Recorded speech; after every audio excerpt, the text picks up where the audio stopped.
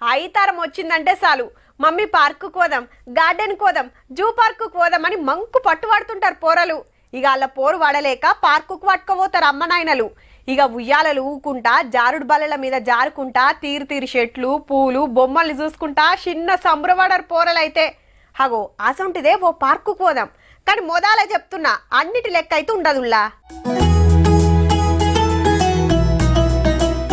వారెవ్వా, చెట్టుకు బొమ్మలు కాసినట్టే ఉన్నది కదా, కానీ ఇది నియంగ చెట్టు కాదు, అది నియంగ పాము కాదు, మనుషులు తయారు చేసిన బొమ్మలు.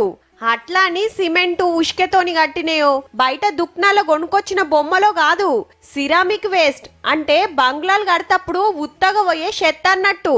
హగో గసొంటి టైల్స్ శానిటరీ వేస్ట్ తోని ఇట్లా తీరు తీరు బొమ్మలు తయారు చేసి ఓ పార్కే కట్టిండ్రు ఉత్తరప్రదేశ్ రాష్ట్రం కుర్జాల.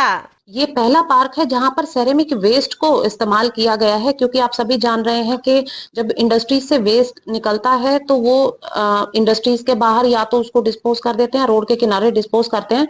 तो ये जो पार्क है ये एक स्वच्छ भारत मिशन को ध्यान में रखते हुए भी అనోకి దునియా అనే పేరు పెట్టిండ్రు, అంటే ఏరే ప్రపంచం అన్నట్టు.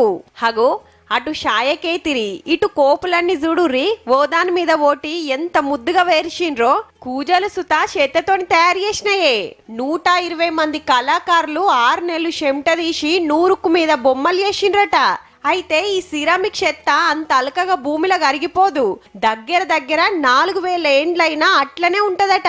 గందుకే రీసైక్లింగ్ చేసి అవిటితోని ఇట్లా పార్క్ ఇకమతి చేసిండ్రన్నట్టు. దేశం మొత్తంలా ఈసొంటి పార్కు ఇంకేడ లేదట్టుల్లో. గిసొంటి ఇకమతి కడమ సిటీల సుత చేస్తే కొంతన్నా వాతావరణం ఖరాబు కాకుండా కాపాడినట్టు అవుతుంది. ఆలోచన చెయ్యురి సార్లు.